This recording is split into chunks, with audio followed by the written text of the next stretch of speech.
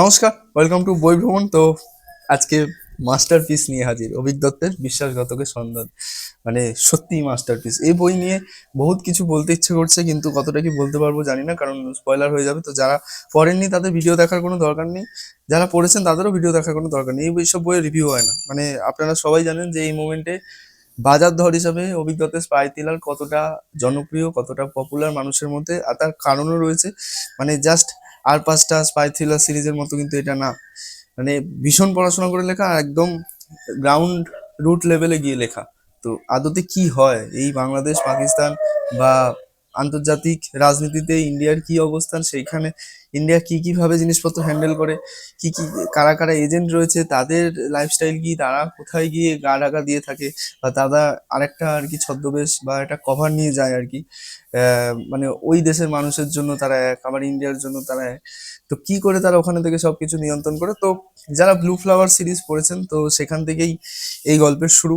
তো এটা কন্টিনিউয়েশন। তো আমি দাদাকে মেসেজ করেছিলাম, অভিক দত্তকে, যে কোন অর্ডারে এটা পড়বো। তো তখন তিনি বলেছিলেন যে প্রথমে ব্লু ফ্লাওয়ার 1, 2, 3, তারপর বাজ 1 আর 2, তারপর হচ্ছে বিশ্বাসঘাতকের সন্ধানে, আর এরপর হচ্ছে অপারেশন ব্লু উইংস। তো আমি বাজ সিরিজ পড়িনি, তো এটা আমার শুরুতেই বলে রাখা ভালো। ব্লু ফ্লাওয়ার পড়েছি। তো যদি চান সেটা নিয়েও আমি একটা ভিডিও বানাতে পারি, কিন্তু এত ভালো লেগেছে বা কি কি জিনিসপত্র পড়ে ভালো লেগেছে, তো ওই ডিটেলসগুলোই আমি ভিডিওতে বলবো। মানে একদম ভেতরে গিয়ে ডিটেইল জিনিসপত্র বলা যাবে না, বললেই মজা নষ্ট। তো যারা পড়েননি, যারা স্পাই থ্রিলার প্রেমী, যারা থ্রিলার ধর্মী লেখা ভালোবাসেন, তো চোখ বন্ধ করে এসব ভিডিও ভিডিও কারোর ভিডিও, কারোর লেখা মানে পাঠ প্রতিক্রিয়া দেখার কোনো দরকার নেই। জাস্ট এই সিরিজটা আপনি এক টানা পড়তে থাকবেন, পড়তে পারবেন। মানে ঘুম খাওয়া সব বন্ধ করে, আমি অফিসের মধ্যে কাজ ফেলে আমি এই বই পড়েছি। তো দুদিনে পড়েছি, দুদিন না, ঠিক 2.5 দিন। যাই হোক, তো এবার আমি আসছি। তো পুরোপুরি কতটা ভালো লেগেছে, কি কি জিনিস ভালো লেগেছে, কিছু কিছু পয়েন্ট আমি নোট করে রেখেছি। অনেকদিন পর আমি কোনো বই পড়তে পড়তে পয়েন্ট নোট করলাম, যে হ্যাঁ এই জিনিসগুলো নিয়ে বলতে হবে। তো এমনভাবেই বলবো যেন সেটা স্পয়লার ফ্রি হয়। জাস্ট কয়েকটা ঘটনা, যে এই জিনিসগুলো হয় আদতে আমাদের রিয়েল লাইফে। মানে পড়ছি বটে একটা গল্প, কিন্তু সবাই আমরা জানি যে এই জিনিসটাই হচ্ছে। মানে আমি পড়ছি যখন, তখনও সেম জিনিসটাই হচ্ছে পাকিস্তানে বা বাংলাদেশে। তো পড়তে পড়তে কিছু জায়গায় গা ঘিনঘিন করবে আপনার, মানে গা চিরবির করে উঠবে, রাগ হবে। আবার কিছু জায়গায় আপনি একদম মানে ফুললি স্যাটিসফাইড আর কি। মানে এত সুন্দর সুন্দর কিছু মোমেন্টস আছে, আবার এত ঘৃণ্য কিছু মোমেন্টস আছে অবশ্যই। তো সব নিয়েই এই বই। তো এবার আমি আসছি আস্তে আস্তে।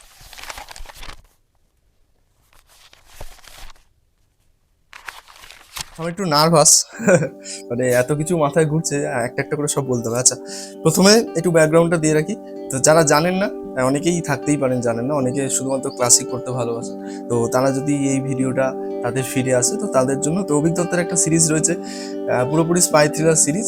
আমাদের ইন্ডিয়ার মানে যেভাবে র কিংবা পাকিস্তানের আইএসআই, সেইগুলো যেভাবে মেনটেন হয়, র আর আইএসআই এর মধ্যে কেমন সম্পর্ক, আইএসআই যেমন মানে টেরোরিজম প্রমোট করতে অনেক টাকা পয়সা ঢালে, ইন্ডিয়া সেগুলোকে কি করে মানে সেই প্ল্যানগুলো কি করে ভেস্তিয়ে দেয় আর কি, কিংবা মানে ওদের মধ্যে ঢুকেই ওদের প্ল্যান বানচাল করে দিচ্ছে। তো সেই জিনিসগুলো নিয়েই পুরো এই সিরিজ। পাকিস্তান কি কি করে ইন্ডিয়াতে টেরোরিজম মানে ঘটনা ঘটায়, ব্লাস্ট ঘটায়, আরও নানান ধরনের জিনিসপত্র ঘটায়। মানে সোজা কথা, দেশের অন্তর রাজনীতি যেটা পুরোপুরি একদম নষ্ট করে দেয়, দেশের অন্তর্মহল যেটা সেটা পুরোপুরি নষ্ট করে দেয়। তো সেই সব ঘটনা আপনারা সবাই জানেন, কিন্তু সেটা কিভাবে হয়, সেটা পাকিস্তান কিভাবে ডিরেক্টলি বা ইনডাইরেক্টলি সেটার সাথে যুক্ত। শুধুমাত্র পাকিস্তান না, বাংলাদেশেরও হাত রয়েছে। বাংলাদেশকে আবার একটা এমন এমন নিমকহারাম দেশ একটা, মানে এটা পড়তে পড়তে এত গালাগালি দিয়েছি বাংলাদেশকে। যাই হোক, মানে বাঁচাচ্ছে ইন্ডিয়া, আবার মারছে আবার ইন্ডিয়ার। তো পাকিস্তান পুরোপুরি বাংলাদেশকে নিজের কথা মতো না চায়। বাংলাদেশেরও কিছু নিমকহারাম মানুষজন রয়েছে। তো তারা নিজেদের পাকিস্তানপন্থী মনে করে, তারা এখনো মনে করে না যে পূর্ব পাকিস্তান বা বাংলাদেশ বলে কিছু আছে। তারা জানে যে তারা পাকিস্তানেরই লোক। মানে এই বইতে কিছু ঘটনা আছে, মানে পড়তে পড়তে মনে হচ্ছে গিয়ে এক থাবড়াই। তো যাই হোক, এটা হচ্ছে ব্যাকগ্রাউন্ড। তো সেইখান থেকে লেখকের ব্লু ফ্লাওয়ার সিরিজ শুরু।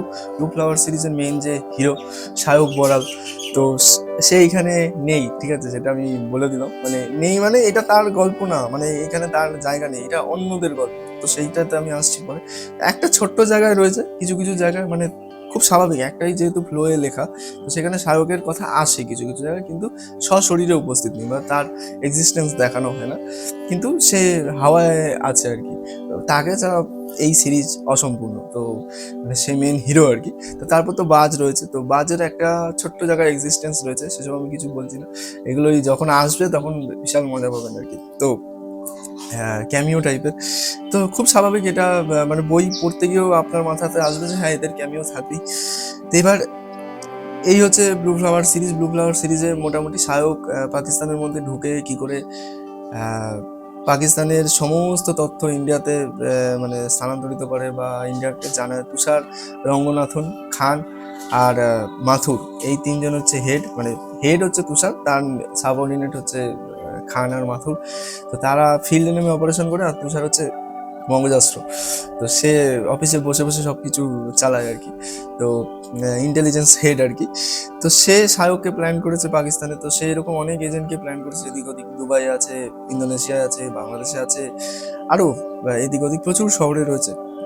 তো তারা সেসব শহরে থেকে খবর পাঠায় তুষারকে।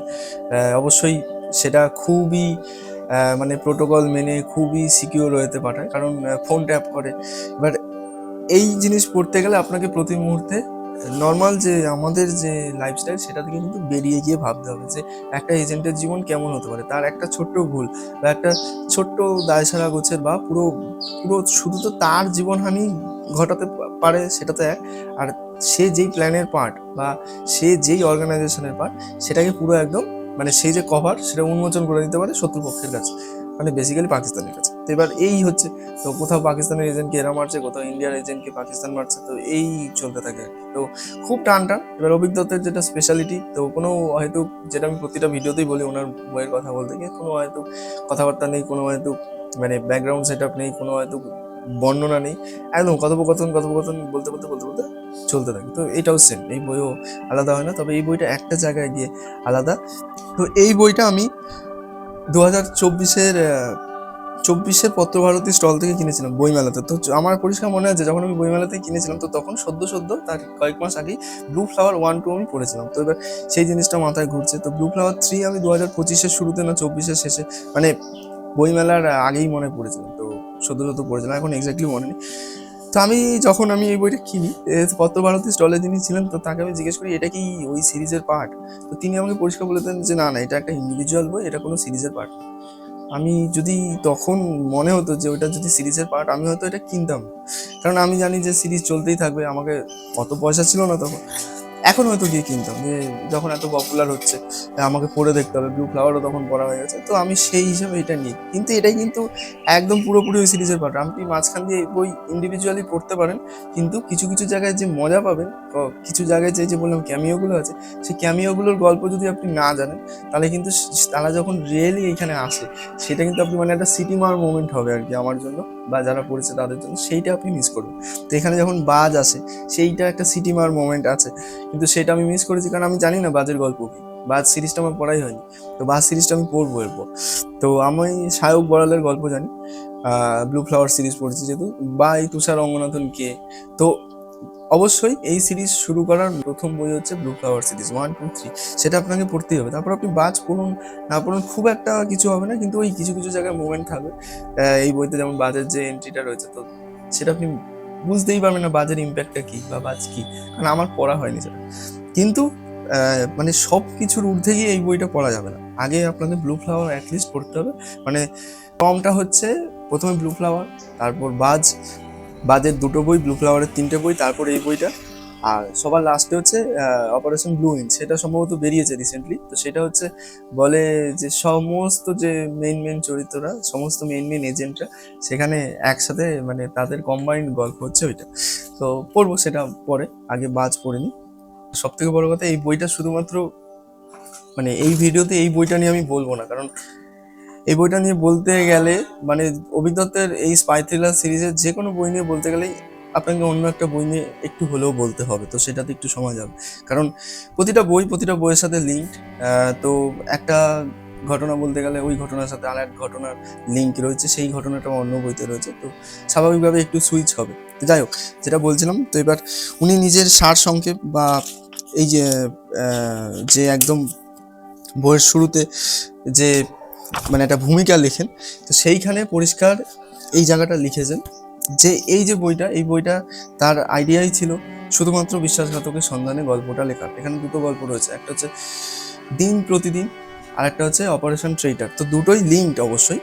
তো এই যে অপারেশন ট্রেইটার সেটাই হচ্ছে বিশ্বাসঘাতকের সন্ধানে। এবার সেটা লিখতে গিয়ে তার মনে হয়েছে যে এইটার যে ভূমিকা সেটা অবশ্যই মানুষের জানা উচিত, মানে অপারেশন ট্রেইটারের যে ব্যাকগ্রাউন্ডটা, তো সেই ব্যাকগ্রাউন্ডটা এতটাই বড় হয়ে গেছে, তো সেটাকে তিনি একটা আলাদাই গল্প হিসাবে এই বইতে স্থান দিয়েছেন। তো অবশ্যই সেটা যথেষ্ট ইম্পর্ট্যান্ট এই পুরো পটভূমির সাপেক্ষে। কারণ সেটা যদি না হয়, মানে দিন প্রতিদিন ছাড়া বিশ্বাসঘাতকের সন্ধানে অসম্পূর্ণ, মানে আপনার কিছু জায়গা মেলাতে অসুবিধা হবে। শেষে একদম যখন বইটা শেষ করবেন, যদি দিন প্রতিদিন গল্পটা আপনি না পড়েন, তাহলে অপারেশন ট্রেইটার পড়ে কোনো লাভ নেই, বা পড়লেও আপনার মজা নষ্ট, বা কিছু জায়গায় আপনি মেলাতেই পারবেন না, ঠিক আছে? তো দিন প্রতিদিন গল্পটা অভিজ্ঞতার আর 5টা সামাজিক গল্পের মতোই শুরু হয়। এবার আপনি এই এক্সপেকটেশন নিয়ে বসেছেন যে আমি আরেকটা ব্লু ফ্লাওয়ার পড়বো, বা আমি আরেকটা বাস সিরিজ পড়বো, তো সেইখানে যখন দিন প্রতিদিন শুরু হয়, আপনি একটু নড়ে চড়ে বসবেন যে এটা এই ভাই কি হচ্ছে এটা, এ দেখছি সামাজিক গল্প শুরু হয়ে গেল। কারণ গল্পটা ভালো নিঃসন্দেহে, কিন্তু আপনার মাইন্ডসেট তো অন্য। আপনি একদম মানে এই মাইন্ডসেট নিয়ে বসেছেন যে একদম ফাস্ট মুভ কিছু করবো, এই এখানে এই হবে, ওখানে ওই হবে, পাকিস্তান, বাংলাদেশ, ইন্ডিয়া, তারপর এজেন্ট, এই সেই, মানে যত ইন্টেলিজেন্সের যা যা যাবতীয় জিনিস আছে, তারা কিভাবে অপারেট করে, তারা কোথায় কি আছে, সায়ক আসবে, বাজ আসবে, এই সেই অনেক কিছু আপনার মাথায় ঘুরতে থাকবে, এইগুলো হতে থাকবে। কিন্তু সেগুলো কিছুই হয় না। একটা ডোমেস্টিক ভায়োলেন্সের গল্প দিয়ে শুরু হয়, মানে খুবই আমার আপনার আশেপাশের গল্প, খুবই একটা মধ্যবিত্ত ফ্যামিলির ভেতরের গল্প। সেখানে কোথায় ইন্টেলিজেন্স, কোথায় কি, কিছু নেই। সেটা সেটা একদম আর 5টা স্বাভাবিক গল্প আর কি। কিন্তু সেই গল্পটাই আস্তে আস্তে কি করে একটা ইন্টেলিজেন্সের সাথে লিঙ্কড হয়, বা সেই গল্প থেকেই কি করে বিশ্বাসঘাতকের সন্ধানে শুরু হয়, সেটা জানার জন্য কিন্তু অবশ্যই দিন প্রতিদিন পড়তে হবে। তো ওই গল্পটা পড়তে পড়তে আপনার গা ঘিনঘিন করবে, কিছু জায়গায় বহুত রাগ হবে। মানে দিব্যেন্দু বলে একটা চরিত্র আছে, তাকে মনে হবে যে আপনি জাস্ট শুলে চড়িয়ে খুন করে দিন, মানে যত নোংরা প্রসিডিওর আছে খুন করার, তো আপনি সেটা চাইবেন দিব্যেন্দুর সাথে হোক। তো দিন প্রতিদিন গল্পটা নিয়ে বলি। তো এই গল্পটা হচ্ছে রুমা আর দিব্যেন্দুর গল্প। এবার খুব অদ্ভুত একটা চরিত্রের মানুষ হচ্ছে দিব্যেন্দু। তো আমার আপনার আশেপাশে এরকম চরিত্র কিন্তু আছে, একটু খুঁজলেই পাবেন, হয়তো তার খোঁজ আপনি পাবেন না, কারণ তারা হচ্ছে ঘরে এক, ঘরের বাইরে এক। এবার ঘরে হচ্ছে সে বউ পেটানো একজন মানুষ, একদম পরিষ্কার সাদা সিধে বাংলায় বললাম। আর ঘরের বাইরে হচ্ছে তার মতো সুপুরুষ কেউ নেই, মানে তার মতো ভগবান তুল্য মানুষ কেউ নেই। তো ঘরের বাইরে সে সবার সাথে খুব সুন্দর বিহেভ করে। তো সেই বিহেভিয়ারের লোকজন প্রভাবিত হয়ে তার বউকে গিয়ে বলে, এরকম স্বামী তো আমিও পেতে পারতাম, আমার স্বামীটা কিরকম কোনো ঘরের কাজ করে না, আমাকে ধরে মারে, তুমি অনেক লাকি যে তুমি দিব্যেন্দুর মতো একজন হাজবেন্ড পেয়েছো। এবার রুমা চরিত্রটা খুবই স্বল্পভাষী, মানে সে একদমই প্রতিবাদী না, এটাই হচ্ছে সব থেকে বড় সমস্যা। সেইখান থেকেই ক্যাচাল শুরু, সেখান থেকেই বিশ্বাসঘাতকের সন্ধানে এই বইটার জন্ম। হ্যাঁ, কারণ সে প্রতিবাদী হলে আজকে এই বইটা হতো না। তো এবার তাদের অ্যারেঞ্জ ম্যারেজ হয়। এবার রুমার বাড়ির লোক যে, তারাও একেবারেই সাপোর্টিভ না। তো রুমা, মানে একটা ব্যাকগ্রাউন্ডটা দেওয়া হয়েছে যে তার পাশের বাড়িতে একটা ছেলে পড়াতে আসতো, তার নাম হচ্ছে প্রত্যুষ। রুমা প্রত্যুষ দা বলতো, তো তাকে তার ভালো লাগতো। এবার প্রত্যুষেরও হয়তো তাকে ভালো লাগতো, সেটা একদম ডিরেক্টলি কোনো, মানে প্রত্যুষের যে তাকে ভালো লাগতো সেরকম কিছু লেখা নেই, কিন্তু ওই আর কি চোখে চোখ পড়লে দুজনেই হাসে, মানে একটা বৃষ্টি ভালো লাগা শুরু আর কি। তো সেইখানে একটা সন্ধেবেলায় হঠাৎ করে রুমার বাড়ির লোক, মানে রুমার মা, তাদের পাড়াতেই এক মাঠে প্রত্যুষকে আর রুমাকে খুবই ঘনিষ্ঠ অবস্থা দেখে ফেলে। মানে এক্স্যাক্টলি কি করছিল তারা সেটার কোনো বর্ণনা এখানে নেই। তো তখনই তার বাড়ির লোক তড়িঘড়ি করে রুমাকে বিয়ে দিয়ে দেয় এই দিব্যেন্দুর সাথে। এবার দিব্যেন্দুর আগে হচ্ছে কখনো কোনো সম্পর্ক ছিল না, তো সে ফুলসজ্জার রাতে খুব ক্যাজুয়ালি জিজ্ঞেস করে যে তোমার কি আগের কোনো সম্পর্ক ছিল। রুমা সেটা ঢুকিয়ে যায়, মানে সম্পর্ক না, যেরকম ভালো লাগতো একজনকে, তো সেটাও বলে না। তো এবার 2 দিন পরে, 3 দিন পরে, 4 দিন পরে যখন দেখে যে দিব্যেন্দু ছেলেটা খুবই ভালো, তার খুবই যত্ন নিচ্ছে, খুবই কেয়ার করছে, তো তখন সে আস্তে আস্তে তার প্রতি বিশ্বাস জন্মায়। এবার তখন সে কথায় কথায় বলে দেয় যে তুমি জিজ্ঞেস করেছিলে যে এরকম আমার কি মানে কেউ ছিল, কোনো সম্পর্ক ছিল? বলে ঠিক সম্পর্ক না, তবে একজন ছিল, তাকে আমার একটু একটু ভালো লাগতো। ব্যাস এই কথাটা বলার পর থেকে শুরু হয় দিব্যেন্দুর অত্যাচার। মানে সেদিন হঠাৎ করেই তাকে বাথরুমের মধ্যে ফেলে বেদরক মারধর, মানে খুবই বাজে ভাষায়, যে কার সাথে শুয়েছিলি, কোথায় গেছিলি। যখনই তার ফোন বিজি বলে, বা যখনই তার ফোন অফ থাকে, বা যখনই সে ফোন ধরে না, দিব্যেন্দু যখন অফিস থেকে ফোন করে কি বাড়িতে কি কেউ এসেছিল নাকি, মানে বাড়িতে সিসিটিভি পর্যন্ত লাগিয়ে রেখেছে। শুধুমাত্র বাথরুমে লাগায়নি, বাকি সব ঘরে সিসিটিভি লাগানো আছে। এতটাই অবিশ্বাস যে রুমা কিছু করে বেড়াচ্ছে। তো মানে একটা পাশবিক চরিত্রের মানুষ, সে তার মেন্টাল কিছু সমস্যা আছে, একটা সময় পর আপনি বুঝে যাবেন দিব্যেন্দু চরিত্রটা এরকম। মানে মানুষের সাথে যদি আপনি ঘর করেন, তাহলে আপনার সুইসাইড করা বেটার। তো ওরকম ভাবেই দেখানো হয়েছে। তো এবার দিব্যেন্দু চরিত্রটাকে এত পাশবিক কেন বানানো হয়েছে, তো সেইটারও কিন্তু একটা মানে কারণ রয়েছে অবশ্যই। তো দিব্যেন্দু যতটা পাশবিকতা চালিয়েছে রুমার প্রতি, তো রুমা যখন পরবর্তীকালে, এইটুকুনি আমি বলছি, রুমাকে পরবর্তীকালে ইন্টেলিজেন্স হায়ার করে, ইন্ডিয়ান ইন্টেলিজেন্স। কি করে করে সেসব আমি কিছু বলবো না, কিন্তু রুমা ইন্ডিয়ার হয়ে কাজের জন্য তাকে বাংলাদেশে পাঠানো হয়। কিন্তু যেই চরিত্র হিসাবে তাকে বাংলাদেশে পাঠানো হয়, সেটা আমি প্রথম থেকে মেনে নিতে পারিনি। একদম গল্পের শেষে গিয়ে সেই উত্তরটাও দেয় অভিজ্ঞতা, যে কেন রুমাকে ওই চরিত্রে পাঠানো হয়, বা সেটা আদৌ কতটা যুক্তিযুক্ত। একদমই অযৌক্তিক, সেটাও উনি নিজেই বলেন। কিন্তু সেটা পাঠানোর পেছনে কারণ কি, বা তাকে পাঠানো যেত, কিন্তু ওরকমভাবে কেন পাঠানো? মানে একটা মেয়ের জীবন অলরেডি নরকের কিট হয়েছিল, সেখান থেকে আরো নারকীয় করে দেওয়া কি দরকার ছিল? মানে তাকে তো অন্য রোলও দেওয়া যেত। তুমি যদি ইন্টেলিজেন্সের হয়ে কাজই করতে চাও, মানে তাকে যে পাঠায় সেসব নিয়ে আমি কিছু বলছি না, তো সে তাকে অন্য রোল দিতে পারতো। কিন্তু ওই পাশবিকতাটা কাজে লাগিয়ে সেই মানুষটার মনে হয়েছে, মানে যে বস আর কি রোমা, তার মনে হয়েছিল যে হ্যাঁ, এই মেয়েটা অনেক কিছু সহ্য ক্ষমতা রয়েছে, এতদিন ধরে সহ্য করছে, তো ও যদি বাই চান্স পাকিস্তানের হাতে পড়েও যায়, ও সেটা সহ্য করে নেবে, কারণ ও জীবনে দিব্যেন্দুর মতো লোককে দেখেছে। সেইটার থেকে কি পাকিস্তান ওর প্রতি বেশি অত্যাচার করবে, ওর তাতে মনে হয় না। আর সেই জিনিসটা মাঝে মাঝে গল্পে আসে, যে রুমা মনে করছে যে আমার সাথে যেটা হচ্ছে সেটা কি দিব্যেন্দুর থেকেও বেশি পাশবিক, নাকি দিব্যেন্দু এর থেকেও বেশি ভয়ঙ্কর ছিল। তো কনস্ট্যান্টলি সে তুলনা করতে থাকে।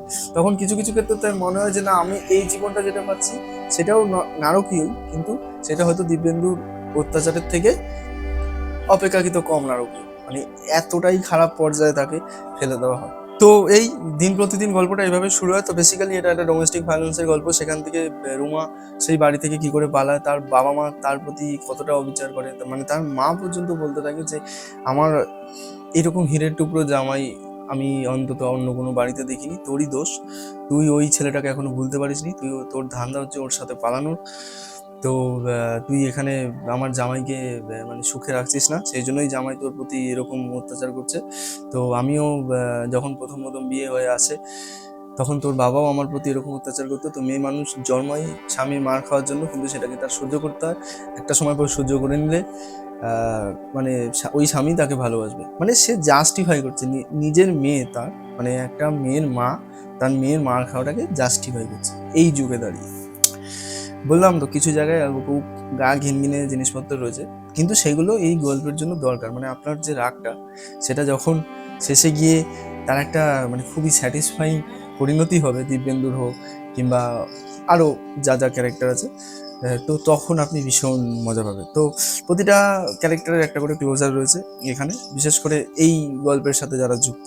তো এই গল্পে আরও প্রচুর ক্যারেক্টার রয়েছে। তো প্রথম দিকে যেমন হয় সেটা এক্সপেক্টেডই ছিল আমার, যে প্রচুর ক্যারেক্টার রয়েছে প্রথম গল্পটাতেই, তো সব কিছুই কেমন ধোঁয়াশা ধোঁয়াশা, সবাই ক্যারেক্টারগুলো খুবই সন্দেহজনক কিছু কাজকর্ম করছে, বা খুবই কোশ্চেনেবল কিছু কাজ করছে। এরকমভাবে একদিকে ডোমেস্টিক ভায়োলেন্স, একদিকে রুমার মানে সেইখান থেকে মুক্তি পেতে তার পালিয়ে যাওয়ার গল্প, সে কী করে পালিয়ে যায় সেসব নিয়ে আমি কিছু বলবো না। পালিয়ে গিয়ে কোথায় যায়, এমন কোথায় যায় যে যেখান থেকে সে ইন্ডিয়ান ইন্টেলিজেন্সের সাথে কানেক্ট হয়ে যায়, মানে রয়ের সাথে কানেক্ট হয়ে যায়।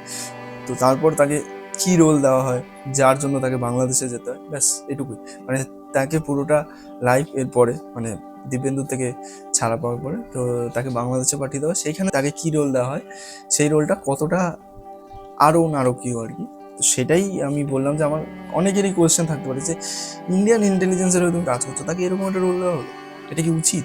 বিশেষ করে এরকম একটা মেয়েকে, যে মানে সোজা কথা, যদি রতে কাউকে নেওয়া হয় বা ইন্টেলিজেন্সে কাউকে নেওয়া হয়, তাকে ট্রেন করা হয়, তাকে একটা ব্রিফ দেওয়া হয় যে এই এই কাজগুলো করতে হবে তোমার। এই কিছু কিছু ক্ষেত্রে মানে এইসব এই বই পড়েই জেনেছি আর কি, এই বই ব্লু ফ্লাওয়ার, যে একজন এজেন্ট জানবেও না অন্য মানে তার পাশে যে দাঁড়িয়ে রয়েছে সেও কিন্তু একটা এজেন্ট, মানে হয়তো খুব সাধারণ মানুষ হিসেবে দাঁড়িয়ে রয়েছে, দুজনেরই দুটো আলাদা কাজ রয়েছে, কিন্তু কেউ কাউকে চেনে না, কেউ কাউকে জানে না। তো তাকে ওরকম ভাবে পাঠিয়ে দেওয়া হয় অন্য কোনো জায়গায়, তো সে কিছুই জানে না, তাকে জাস্ট বলা হয় যে এই তোমার রোল, এটা তোমাকে মেনটেন করতে হবে, আর যদি না চাও তাহলে আমি আবার তোমাকে দিব্যেন্দুর কাছে পাঠিয়ে দেবো। তো সেটা কি তোমার জন্য বেশি অ্যাকসেপ্টেবল, নাকি এই রোলটা তোমার কাছে বেশি অ্যাকসেপ্টেবল? তো ওই যে বললাম, সে তখন কম্পেয়ার করতে থাকে যে না, আমি যে লাইফ ছেড়ে এসেছি সেখানে আমি যাবো না, এর থেকে আমাকে যাই দিয়ে দাও তার সব কিছুই আমার কাছে স্বর্গ সমান। মানে রুমার এই জিনিসটা মনে হয়। তো ওই রুমা ওখান থেকে পালিয়ে যায়, পালিয়ে গিয়ে তার সাথে একজনের পরিচয় হয়। আহ, সেই পরিচয় কি করে তাকে ইন্ডিয়ান ইন্টেলিজেন্সে নিয়ে যায় সেটা নিয়ে এই গল্প চলতে থাকে। আর তার আশেপাশে কিছু ক্যারেক্টার রয়েছে, যে সন্দেহভাজন ক্যারেক্টার যেগুলো বললাম, তো তাদের কিছু কিছু জিনিসপত্র হতে থাকে। প্রথম গল্পটা 124 পাতা মনে হয়, তো 50 পাতা 60 পাতার পর থেকে আপনি বুঝতে পারবেন, হ্যাঁ এইবার আস্তে আস্তে অভিক দত্ত নিজের স্পাই থ্রিলার জনরায় যাচ্ছে। ডোমেস্টিক ভায়োলেন্সের ঘটনাগুলো আস্তে আস্তে আবছা হতে শুরু করেছে, সামাজিক ব্যাপারটা আস্তে আস্তে আবছা হতে শুরু করেছে। এইবার তিনি উঠছেন, মানে এইবার একটা সেই ফিল আসছে আর কি। তো ওখান থেকে ঘটনা আরও ফাস্ট হয়ে যায়। মানে প্রথম দিকটা একটু স্লো, খুব স্বাভাবিক, সামাজিক গল্প, তিনি এমন একটা জিনিস দেখাচ্ছেন, তো একটু স্লো করা উচিত, মানে গল্পের ডিমান্ড।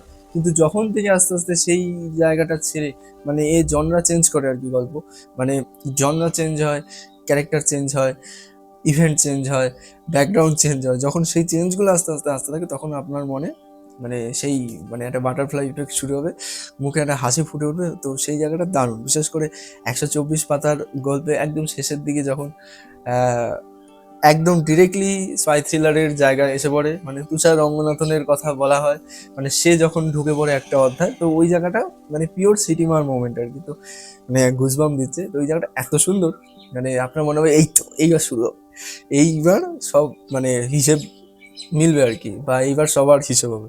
তো ওখান থেকে মেনলি গল্প ঢুকে যায় হচ্ছে মানে অভিক দত্তের নিজস্ব ক্যাটাগরিতে, স্পাই থ্রিলার ক্যাটাগরিতে। তো বিশ্বাসঘাতকের সন্ধানে পুরোপুরি একদম ব্লু ফ্লাওয়ার সিরিজ যারা পড়েছেন সেটা যেভাবে চলতে থাকে, বাস সিরিজ যারা পড়েছেন, আশা করি বাস সিরিজও এরকম, আমি তো পড়িনি, তো যাই হোক ব্লু ফ্লাওয়ারের মতোই হবে, মানে ঘটনা পরম্পরা প্রচুর আর প্রচুর ফাস্ট। তো সেখান থেকে বিশ্বাসঘাতকের সন্ধানে শুরু হয়, মানে তার মতো করেই একদম ওই জায়গাটা আর কিছু মনে হবে না। তো আপনি প্রথমে যে এক্সপেকটেশন নিয়ে পড়তে বসেছিলেন যে হ্যাঁ এই হবে ওই হবে, সব একদম ফুলফিল হতে থাকে সেকেন্ড গল্পে এসে। আচ্ছা, এই গেল হচ্ছে দিন প্রতিদিন, তো দিন প্রতিদিন এভাবেই শেষ হয়। তো এইবার এসে পড়ে বিশ্বাসঘাতকের সন্ধানে অপারেশন ট্রেইটার। তো প্রথমে আপনার মনে কোশ্চেন আসতে পারে যে নামকরণটা এমন কেন, বিশ্বাসঘাতকের সন্ধানে কেন, বিশ্বাসঘাতকটা কে, তাকে কে খুঁজছে বা কারা খুঁজছে, সে আদতে কি এমন বিশ্বাসঘাতকতা করেছে, এই কোশ্চেনগুলো আসবেই বইটার নাম পড়েই। তো এবার অপারেশন ট্রেইটারের প্রথম চ্যাপ্টারেই ইন্ট্রোডাকশন হয়ে যায় রানার। তো রানা আর কি, তো রানাটা কে? সে হচ্ছে, আশা করি যারা ব্লু ফ্লাওয়ার পড়েছেন তাদের মনে আছে যে তারেক রহমান বলে একজন ছিল, তো তাকে কন্ট্রাক্ট কিলার দিয়ে মার্ডার করা হয়, সেই কন্ট্রাক্ট কিলারটা হচ্ছে রানা। তো তাকে হায়ার করে হচ্ছে অনিল শেখাওয়াত নামে একজন, সে তুষার রঙ্গনাথন টাইপেরই একজন, মানে তাকে ইন্ডিয়ান পিএম যে প্রাইম মিনিস্টার, তো প্রাইম মিনিস্টার তো ডিরেক্টলি এইগুলোর সাথে লিঙ্কড। তো তারা একটা দল ক্রিয়েট করে যে এই দল এইখানে অপারেশন করবে, এই দল এখানে করবে। তো সেরকমই তুষার রঙ্গনাথনের যেমন একটা দল রয়েছে, তেমনি অনিল শেখাওয়াতেরও একটা দল রয়েছে। তো তারা ডিরেক্ট অ্যাকশন নেয়, খুবই ইন্ডিপেন্ডেন্টলি কাজ করতে অভ্যস্ত, বা কাজ করার পারমিশন রয়েছে তাদের কাছে, কেন রয়েছে বা তারা কি করে ওই পারমিশন আদায় করেছে সেসব বলছি না, পড়লে বুঝতে পারবেন। তো সেটা নিয়ে আবার তুষার রঙ্গনাথনের একটু ক্ষোভ আছে যে আমরা যখন কোনো অপারেশনের কথা বলি তার জন্য তো বাজেট স্যাংশন হয় না এত তাড়াতাড়ি, যেটা অনিল যা করছে তার জন্য এত তাড়াতাড়ি হয়ে যায়। আর অনিলকে কেনই বা ইন্ডিপেন্ডেন্টলি কাজ করতে হয়, আমরা তো এত ইন্ডিপেন্ডেন্টলি কাজ করতে পারি না। আমাদের কিছু করতে হলে আগে ওপর মহলে জবাবদিহি করতে হয়, একটা কাউকে তুলে আনতে হলে, বা একটা কাউকে ইন্টারোগেট করতে হলে, বা কোথাও যদি ন্যূনতম ইনভেস্টিগেশন করতে হয়, সেইটা মানে জবাবদিহি করতে হয় ওপর মহলের কাছে। কিন্তু অনিল শেখাওয়াত সেই সবের ধার ধারে না, তারা মানে কিছু কিছু জায়গায় তারা খবর পর্যন্ত দেয় না ওপর মহলের কাছে, ওপর মহল জানেও না, মানে পুরো ঘোস্ট আর কি, মানে অনিল শেখাওয়াত আর তার টিমকে। এবার অনিল শেখাওয়াত কেন রানাকে হায়ার করলো সেটা আমি বলবো না, সেই সেইটার একটা আলাদাই গল্প রয়েছে। আর সেই গল্পের যে ক্লোজারটা, তো সেই ক্লোজারটা যে মানুষের মানে পার্সোনাল লাইফ বা পার্সোনাল রাগ কি করে এরকম একটা অপারেশনের মধ্যে চলে আসতে পারে, তো সেটাই দেখিয়েছে। মানে ওইটার মাধ্যমে এটাই বলতে চেয়েছে যে সবার আগে দেশ, তুমি দেশের জন্য কাজ করছো, দেশের জন্য একটা অপারেশন করছো, তো সেইটা মাথায় রেখে এগো। সেইখানে কোনো পার্সোনাল ইগো বা পার্সোনাল রাগ কখনো দেশের আগে হতে পারে না, মানে দেশের থেকে বেশি প্রায়োরিটাইজড হতে পারে না। তো সেই জিনিসটাই দেখানো হচ্ছে। এবার অনিলের রানাকে হায়ার করা, তো তাকে একজনকে মারতে পাঠানো হয়, তো বলা হয় যে যাকে মারতে পাঠানো হয় সেই হচ্ছে বিশ্বাসঘাতক, কিন্তু সেটা কে, আর কিছু বলবো না। তো এই যে সে মানে মারতে পাঠানো হয়, সেটা কি আদৌ সাকসেসফুল হয় নাকি হয় না, তো সেই নিয়েই পুরো বিশ্বাসঘাতকের সন্ধানে কিংবা অপারেশন ট্রেইটার যে গল্পটার নাম, সেইটা চলতে থাকে। এবার শুধুমাত্র এটা না, এখানে প্রচুর সাবপ্লট রয়েছে। প্রথম দিন প্রতিদিন গল্পটা যেমন অতটা সাবপ্লট নেই, এখানে প্রচুর রয়েছে। এখানে অপারেশন ব্লু ফ্লাওয়ার যে সিরিজটা, সেই তার কিছু কিছু জিনিসপত্র আসে, সেখান থেকে কিছু ক্যারেক্টার আসে, এখানে প্রচুর ক্যারেক্টার আছে। এই গল্পটা নিয়ে আমি বেসিক্যালি কিছু বলতে চাইছি না। তো এখানে পাকিস্তানের জিনিসপত্র আছে, এখানে বাংলাদেশের জিনিসপত্র আছে, কি করে টেরোরিজম প্রমোট করা হচ্ছে পাকিস্তান থেকে বাংলাদেশে, বাংলাদেশের থ্রু ইন্ডিয়াতে, কিংবা পাকিস্তানের কি প্ল্যান, তো সেইটাতে সেই প্ল্যানে বাংলাদেশকে কী করে কাজে লাগানো হচ্ছে, বাংলাদেশের ওই যে বললাম নিমক হারাম দেশ, সে কী করে পাকিস্তানকে হেল্প করছে, বা কেন বাংলাদেশ এত পাকিস্তানপন্থী, সেটারও একটা রিজন দেওয়া হয়েছে। এরপর রুমার কী হয়, সব থেকে বড় কথা, রুমা ওই যে লাইফ থেকে যখন বাংলাদেশে আসে, সে কী করে তাদের এই প্ল্যানে সাহায্য করছে, মানে পাকিস্তানের প্ল্যানে নয়, ইন্ডিয়ার প্ল্যানে। ইন্ডিয়া একজনকে এখানে ধরতে চায়, তো দুটো লক্ষ্য প্রথমেই সেট করে দেওয়া। এক হচ্ছে এই যে অনিল শেখাওয়াত রানাকে বলে পাঠায় যে একজনকে মারতে হবে, আর আরেকটা হচ্ছে রুমাকে সে ট্রেন করে, আরেকটা নাম দিয়ে পাঠায় বাংলাদেশে। তো তাকে বলা হয় একজনের সাথে থাকতে হবে, সে হচ্ছে আমাদের মেইন টার্গেট, তো তাকে ধরতে হবে, মানে তাকে ধরে নয় খুন করতে হবে, নয় ইন্ডিয়াতে নিয়ে যেতে হবে। এই দুটো টার্গেট প্রথমে সেট হয়ে যায়, ওই মতো করে গল্প এগোতে থাকে। তো এবার এইখানের বাংলাদেশ আর পাকিস্তানের কি সম্পর্ক সেটা বলে রাখি, সেটাই মেনলি এই গল্পের পুরোটা জুড়ে রয়েছে আর কি। তো সবাই জানেন যে বই যে বারবার বলছে নিমক হারাম দেশ, তো বাংলাদেশ তো ইন্ডিয়ার তত্ত্বাবধানেই বাংলাদেশের মানে তৈরি হয়েছিল, পাকিস্তান ভাগ হয়ে পূর্ব পাকিস্তান হয়। কিন্তু তখন থেকেই কিছু মানুষ বাংলাদেশে এই মানে তারা বিশ্বাসই করতে পারে না যে তাদের একটা আলাদা দেশ হয়েছে, তারা জানে যে তারা পাকিস্তানেরই একটা পার্ট, তো তাদের দেশের নাম পাকিস্তানই হওয়া উচিত, বাংলাদেশ বলে কিছুর এক্সিস্টেন্স থাকাই উচিত না। তো এতটাই নিমক হারাম তারা, বা এতটাই মানে দেশ বিদ্বেষী তারা, তো তাদের দেশের প্রতি কোনো মায়া দয়া নেই, দেশ উচ্ছন্নে যায়। তারা জানে যে আমাদের যা হোক করে এই দেশটাকে আবার পাকিস্তান বানাতে হবে। এদিকে পাকিস্তানের সৈন্যরা তাদের সাথে কি না কি করেছিল, মানে লুটপাট, মেয়েদের ওপর অত্যাচার, মেয়েদের গুম ধর্ষণ যা তা করেছিল, মানে পুরো শেষ করে দিয়েছিল। তারপরেও তাদের পাকিস্তান প্রীতি আলাদাই, তো সেটাই এখনো দেখানো হয়েছে। আর এই জিনিসগুলো তখনই আপনার ভেতরে আরো বেশি আঘাত করে, কারণ জানেন যে এটা কিন্তু শুধুমাত্র গল্প না, এখন বর্তমান বাংলাদেশেরও সেম জিনিস। তো সেইখানে পাকিস্তানের মেইনলি এখানে কাজ হয়েছে যে তারা ইন্ডিয়াতে কিছু প্ল্যান করে, মানে টেরোরিজমের প্ল্যান করে, তো সেইটা ডিরেক্টলি তো ইন্ডিয়াতে সম্ভব না। তো ইন্ডিয়ার প্রতিবেশী দেশ, মানে সব থেকে কাছের বর্ডার হচ্ছে বাংলাদেশের, বর্ডারে অত কড়াকড়ি নেই, তো সেই জন্য পাকিস্তান থেকে তারা আর্মস যেগুলো আছে, অস্ত্রশস্ত্র বাংলাদেশে পাঠায়, বাংলাদেশ থেকে কিছু মাদ্রাসার ছেলে পিলে নিয়ে পাকিস্তানে ট্রেন করতে পাঠায়, এছাড়া আরও যত কালো ধান্দা কালোবাজারি জিনিসপত্র সব বাংলাদেশের থ্রুতে হয়। মানে সোজা কথা, পাকিস্তান হচ্ছে মেইন মাথা, কিন্তু এক্সিকিউট করার জন্য বাংলাদেশে তাদের হেল্প লাগে, আর বাংলাদেশ সেটা স্বেচ্ছায় সেই হেল্পটা পাকিস্তানকে করে দেয়, কারণ তারাও চায় যে ভারতে মানে ম্যাপ থেকে ভারত একদম মিশে যাক আর কি। তো সেই জন্য তারা পাকিস্তানকে হেল্প করে। এবার পাকিস্তানকে হেল্প করার জন্য সেইখানে পাকিস্তানের কিছু খোঁচর রয়েছে, তারা বাংলাদেশি, কিন্তু আদতে তারা বাংলাদেশের প্রতি তাদের কোনো মায়া দয়া নেই, তারা পাকিস্তানের কথায় উঠে বসে, তো তাদের আর কি মাথা রয়েছে। সেরকমই একটা মাথাকে মানে মাথার সাথে থাকতে পাঠানো হচ্ছে রুমাকে, তাকেই ধরার প্ল্যান করছে ইন্ডিয়া, মানে বাংলাদেশের আর কি। তো এই গল্পে পুরো বিশ্বাসঘাতকের সন্ধানে পাকিস্তানের জিনিসপত্র দেখানো হয়নি, মানে পাকিস্তানে কেউ রয়েছে সেই জিনিসপত্র দেখানো হয়নি। এই গল্পটা পুরোপুরি বাংলাদেশ বেসড, মানে বাংলাদেশে কি হচ্ছে, সেইখানে পাকিস্তানের কি প্রভাব, মানে বাংলাদেশের থ্রুতে পাকিস্তান কি করতে চাইছে, সেই জিনিসটা খুব বড় করে দেখানো হয়েছে। আর সেটা করতে গিয়ে ইন্ডিয়ার কাছে কিভাবে খবর আসছে বা ইন্ডিয়া সেটাকে কি করে বাধা দেবে আর কি, সেই ব্যাপারটা পুরো জিনিসপত্র দেখানো হয়েছে। তো মেইনলি বাংলাদেশকে আর কি টাকা পাঠায় পাকিস্তান প্রমোট করার জন্য, টেরোরিজম প্রমোট করার জন্য বা ছেলেপিলে পাঠানোর জন্য, যেগুলো পাকিস্তানে যায়, করাচিতে, ইসলামাবাদে, আরও যেখানে যেখানে জঙ্গি ঘাঁটি রয়েছে সেইখানে তাদের ট্রেন করা হয়, তাদের মানে মেনলি ব্রেন ওয়াশ করা। এগুলো আপনারা জানেন, এগুলো খুব কমন, এখন সবাই জানে যে কি করে তাদের ট্রেন করা হয়, তাদের ব্রেন ওয়াশ করা হয়, দিয়ে তাদের এক একটা মানব বোমা বানিয়ে কিংবা তাদের এক একটা মানে মানব অস্ত্রই বলে তাদের এক একটা অস্ত্র হিসাবে বানিয়ে ইন্ডিয়ার কাছে ফেলে দেওয়া হয় যে যাও এবার তুমি তোমার কাজ করো, তোমার এবার মানে স্বর্গ লাভ হবে, তারা যেভাবে বলে আর কি যে তোমার এবার জান্নাত লাভ হবে আর কি। তো এইসব নিয়ে বুঝিয়ে বাজিয়ে তাদেরকে ইন্ডিয়াতে পাঠানো হয়, তারপর অপারেশন করতে পারলে করলো, বা নয়তো তাকে ধরে ফেললো। বাংলাদেশের গল্প হচ্ছে এটাই। এবার বাংলাদেশের যে বললাম যে যাকে মারতে পাঠানো হয় কিংবা যাকে ধরতে পাঠানো হয়, তো তার জন্য শুধুমাত্র ইন্ডিয়া হাত পেতে বসেনি, তার জন্য বাংলাদেশের পুলিশের মধ্যেও দুই ভাগ রয়েছে। একজন হচ্ছে পাকিস্তানপন্থী, একজন না এক দল হচ্ছে পাকিস্তানপন্থী, আর এক দল হচ্ছে যারা চায় যে দেশটার ভালো, যারা প্রকৃতপক্ষে দেশপ্রেমী, তারা চায় বাংলাদেশের ভালো। তো এইবার তো দুজনের যে কি বলবো মানে দুজনের যে উদ্দেশ্য সেটা তো কনফ্লিক্টিং, তো স্বাভাবিক পুলিশের অন্দরমহলে ক্যাচাল শুরু হয়ে গেছে।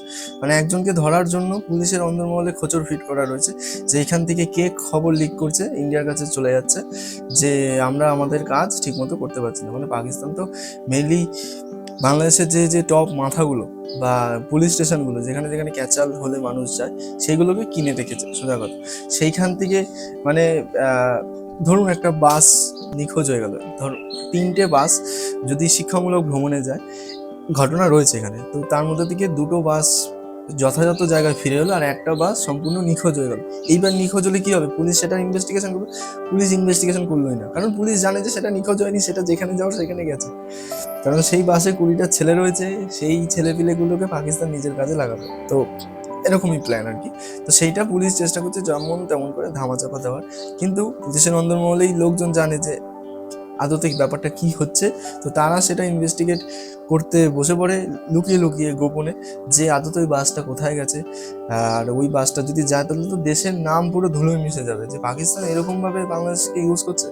তাহলে আর বাংলাদেশের মানে তাদের আর ইন্টিগ্রিটি কোথায় রইলো, তাদের তো স্বতন্ত্রতা বলে কিছু রইলো না। এটা তো পাকিস্তানের হাতের পুতুল হয়ে রয়েছে, হাতের পুতুলই হয়ে রয়েছে এখনো। তাই কোথাও কোথাও মানে যে কোনো মানুষের যদি মেন্টালিটি চেঞ্জ না হয়, কোনো মানুষ যদি পাকিস্তানপন্থী হয়ে থাকে, কোনো মানুষ যদি রাজাকারদের সাপোর্ট করে, মানে রাজাকাররা তার পরিবারকে শেষ করে দিচ্ছে কিন্তু তবুও সে রাজাকার প্রেমী, বা সে জানে পাকিস্তান তাদের সাথে কি করেছে, তারপরেও সে পাকিস্তানপন্থী হয়ে গেল, তাহলে মানে আপনি কি করবো, কতটা তাদের মানে বোঝানো যায়। তো এইটা মানে শিক্ষার অভাব বা ওই রক্ত কথা বলে আর কি। তো তার বাপ দাদুও ওইরকম ছিল রাজাকার পন্থী, সে ছেলে বা নাতি পুতিও ওরকমই হবে পাকিস্তানপন্থী আর কি। তো যাই হোক, সেটা সেইখানে একটা ঘটনা আছে আর কি।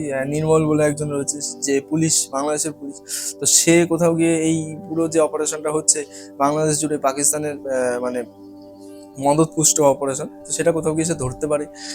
এবার ধরার জন্য তাকে তার সাথে কি করা হয়, মানে সেও আবার কোথাও গিয়ে ধরা পড়ে যায় যে হ্যাঁ লুকিয়ে লুকিয়ে গোপনে সে ইনভেস্টিগেট করছে যে সেটা হতে দেবে না। তো সেইটার যখন সে মানে অন্যান্য যারা দালাল আর কি, পাকিস্তানের দালাল বা পুলিশ স্টেশনের মধ্যেই যারা রয়েছে, যারা বুঝতে পারে যে নির্মল এই অপারেশনটা বানচাল করার প্ল্যানে রয়েছে, তো নির্মলকে তখন তারা ধরে, মানে বোঝা যায় আর কি। তো ধরা পড়ার পর নির্মলের কি অবস্থা, তো সেটাও একটা ঘটনা। তো সেখানে অনেকগুলো টুইস্ট রয়েছে। অভিজ্ঞতার এই গল্পগুলো টুইস্টগুলো কিন্তু খুব সুন্দর। এই যে কিছুদিন আগে দার্জিলিং মেল পড়েছিলাম, তখন কোনো অহেতুক টুইস্ট, এখানে কিন্তু আপনি এক্সপেক্টই করে বসে থাকেন যেখানে টুইস্ট আসবে, অহেতুক একটাও মনে হয় না। আর সব থেকে বড় কথা, কোনো টুইস্টই মানে আউট অফ স্কোপ মনে হয় না, একদম ঠিকঠাক যথাযথ টুইস্ট যেটুকু লাগে আর যেটুকু দরকার আছে, আর সেটার সেই টুইস্টের একদম যথাযথ লজিক আছে, ইললজিক্যাল একটা মনে হয়, মানে 2 এ 2 4 করছি সেরকম টুইস্ট একটাও নেই। তো খুব সুন্দর, খুব মানে আপনি যদি একটু নিজে গভীরভাবে ভেবে দেখেন তো আপনার মনে হবে যে হ্যাঁ এই টুইস্টটা তো হওয়ারই ছিল। কিন্তু যতক্ষণ আপনি পড়বেন ততক্ষণ আপনার অন্য কিছু আর মাথায় আসবে না, ভাববেন কিন্তু কতটাই বা ভাববেন। তো ওর জন্যই উনি লেখক, আমরা পাঠক। তো এইভাবেই গল্প এগিয়ে যায় আর কি। পাকিস্তান, বাংলাদেশ, ইন্ডিয়া সেখানে কি করে অপারেশন চালাচ্ছে, তুষার রঙ্গনাথনের কাছে যখন খবর যায়, সে ওখানে কি করে তাদের খান বা মাথুরকে পাঠায়, তারা কি করে। এদিকে ওই যে বললাম রানা রয়েছে, তো তাকে তো একজনকে মারতে পাঠানো হয়েছে, মানে বিশ্বাসঘাতক যে। আবার ওদিকে রুমা রয়েছে, তো রুমা যার সাথে রয়েছে তাকে মেইনলি ধরা হচ্ছে কাজ। এত কিছু চলতে থাকে, প্রচুর জিনিস চলতে থাকে, প্রচুর প্রতিটা অধ্যায় মানে একটা একটা করে সাব ইভেন্ট আর কি। মানে প্রথমে গল্পটা আর কি সব ইভেন্টগুলো বা সব রহস্যগুলো এরকম জট পাকায়, তারপর লাস্ট 45 পাতা বা লাস্ট 60-70 পাতায় মানে গতি তো ছিলই, ওটা আরো 3-4 গুণ হয়ে যায়। লাস্ট 45-50 পাতা আপনি চোখের পাতা মানে চোখের পলক ফেলতে পারবেন না, এত ফাস্ট। বা আর ওখানে এমন এমন জিনিসপত্র হয়, তার মধ্যে লাস্ট 45-50 পাতাতে টুকটাক কিছু টুইস্ট আছে। তো একদম বলবো না যে মাইন্ড বগলিং, মাথা মাথা খারাপ হয়ে গেলো, সেরকম না। ওই যে বললাম লজিক্যাল টুইস্ট, আপনি যদি একটু গভীরভাবে ভেবে দেখেন পরে, তো আপনার মনেই হবে যে হ্যাঁ এটা তো এই টুইস্টটা আসারই ছিল। তো লাস্ট 45-50 পাতায় কিছুই আপনার ভালো লাগবে না, মানে আপনার সাথে যদি কেউ কথাও বলে পাশে বলে, আপনি বলবেন যে এ ভাই তুই চা এটুকুই পড়তে দে, তারপর তুই আসিস। তো এতটাই ফাস্ট। আর লাস্ট 45-50 পাতাতে পুরো বেসিক্যালি এতক্ষণ ধরে যে জট পাকানো, সেই জটগুলো ছাড়ানো হয়। আর বেশি কিছু বলবো না, অনেক কিছুই বললাম খাপছাড়া খাপছাড়া। আশা করি তেমন কোনো স্পয়লার দিইনি। তো যারা পড়েছেন তারা জানাবেন যে কেমন লেগেছে আপনার, আর বাস সিরিজটাই বা কেমন। তো আমি পড়বো, বই নেই আমার কাছে, তো আমি পিডিএফ এর ধান্দায় নেই, আমি বাস সিরিজ বা পুরো স্পাই থ্রিলার সিরিজটা বই হাতে নিয়েই পড়তে চাই। তো আমার কাছে নেই দুটো বই, তো বাজের দুটো বই কিনতে হবে, তো পড়বো। তো আর বেশি কিছু বলছি না। তো যারা স্পাই থ্রিলার প্রেমী এখনো অবধি এই বই পড়েননি, আশা করি এমন কেউ নেই যে অভিক দত্ত স্পাই থ্রিলার পড়েনি। মানে এই মোমেন্টে বাংলা সাহিত্যের ধুরন্ধর হচ্ছে এইটা, একদম পরিষ্কার বাংলা ভাষা। তো এই যে ধুরন্ধর সিনেমাটা যে বেরিয়েছে, তো যখন ধুরন্ধর আমি দেখলাম, তো তখন অভিক দত্ত তো প্রচুর পোস্ট করে, তিনি সিনেমা টিনেমাও দেখেন। তো আমি ভাবছি অভিক দত্ত এটাতে নিজেরই গল্প, মানে অভিক দত্তের এই সিনেমা দেখে তার রিয়াকশনটা কি হতে পারে ভাই। মানে তিনি ভাবতে পারেন যে আলাদাই আমার গল্পই সিনেমাতে দেখাচ্ছে। তো হ্যাঁ, একদম ডিটো কোনো মিল নেই, কিন্তু যে এই যে এজেন্টরা কি করে অপারেশন চালায়, বা অন্য একটা দেশে থেকে সেখানে একটা কভার আপ অপারেশন করছে, বা একটা ছদ্মবেশে রয়েছে, কেউ বুঝতে পারছে না, বা কেউ বুঝলেও ইন্ডিয়া তাকে ডিসওন করে দেবে যে না আমাদের এমন কেউ ছিল না, এমন কোনো এজেন্ট বলে কিছু ছিল না।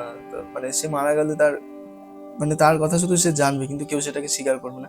এজেন্টের লাইফ কেমন হয়, মানে খুবই কি বলবো, মানে খুব সুতোর উপর দিয়ে হাঁটার মতো লাইফ তাদের, মানে খুবই ভঙ্গুর, খুবই দগদগে, খুবই থ্রিলিং হয়তো তাদের লাইফ, কিন্তু ওই তারা দেশের জন্য করছে, তো দেশকে মাথায় রেখে যদি কাজ করা হয় তাহলে আর কিছুই মনে হয় না। তো এটা হচ্ছে বাংলা সাহিত্যের ধুরন্ধর আমার মতে পুরো এই সিরিজটা। তো যারা মানে স্পাই থ্রিলার পড়েছেন অভিক দত্তের, তো তারপর যারা এখনো ধুরন্ধর 2 বেরিয়েছে, আমার এখনো দেখা হয়নি, তো ধুরন্ধর দেখেই আমার ওই জিনিসটা মাথায় চলতেই থাকে আর কি, যে অভিক দত্ত এই সিনেমাটা দেখার পর তার রিয়াকশনটা কেমন, মানে কোথাও কি তো সে খুব খুশি, সে খুব মিল পায় আর কি। মানে ওখানে যে ইভেন্টগুলো দেখানো হয়, তো সেই ইভেন্টগুলোর সাথে এই বইয়ের অনেকটা ইভেন্ট একদম হুবহু মিলে যায়।